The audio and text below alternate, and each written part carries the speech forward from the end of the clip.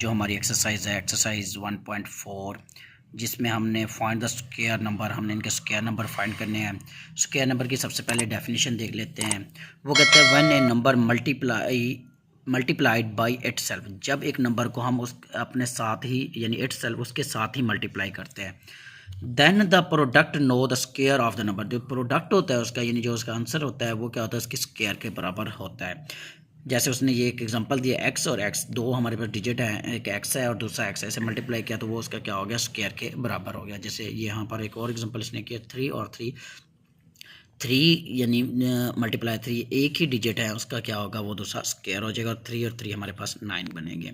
तो ये तो थे एक हमारे पास स्क्वायर को डेफिनेशन थी। अब हम सवाल देखते हैं इस तरह के।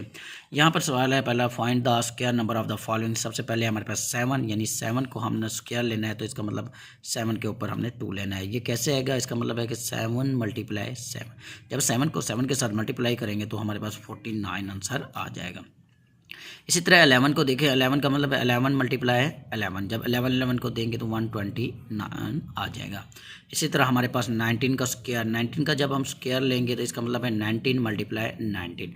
19 को जब हम 19 के साथ मल्टीप्लाई करेंगे, यहाँ पर हम इसे मल्टीप्लाई कर लेते हैं, 19 मल्टीप्लाई 19, 19 81, 1 8 कैरी, 9 1 9 और 8 हमारे पास हो गया 17।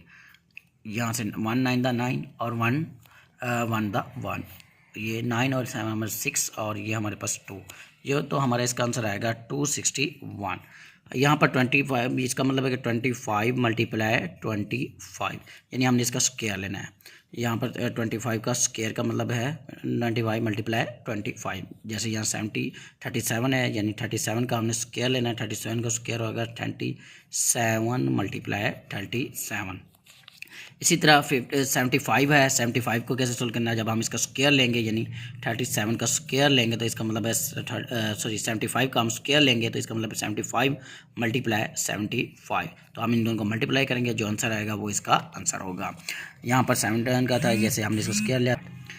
नेक्स्ट क्वेश्चन है, write the summarization pattern of the following. ये नीचे उसने स्क्वायर दिया हुआ है, हमने इसका डायरेक्ट आंसर निकाल के देना है, समराइजेशन पैटर्न बताना है। देखिए उसने कहा 6 की 2, इसका मतलब है 6 का स्क्वायर उसने दिया है, हमने इसे इसका सिंपल हल निकाल के देना है। तो इसका मतलब है 6 मल्टीप्लाई 6, तो ये हमारे पास 36 हो गया। यहाँ पर 7 की 2 है, तो इसका मतलब क्या है, 7 का स्क्वायर का मतलब है 7 मल्टीप्लाई 7, 7 को 7 के साथ देंगे तो हमारे पास 49 आएगा। यहाँ पर 4 की 2 है, 4 का स्क्वायर का मतलब है 4 को 4 के साथ ही मल्टीप्लाई। अच्छा, बहुत से स्टूडेंट क्या करते हैं कि 4 का अगर फॉर एग्जांपल यहाँ पर हमारे पास 4 की 2 है तो वो करते हैं 4 को 2 के साथ मल्टीप्लाई कर देते हैं, लेकिन ये स्क्वायर नहीं होता, ये मल्टीप्लिकेशन आ जाता है। स्क्वायर का मतलब होता है जितना है उसे उसी के साथ ही मल्टीप्लाई करना है। तो 4 का स्क्वायर यानी 4 को 4 के साथ ही मल्टीप्लाई करना है, तो ये हमारे पास 16 आ जाएगा। और 5 का स्क्वायर है तो 5 को 5 के साथ ही मल्टीप्लाई करेंगे तो ये हमारे पास 25 आ जाएगा।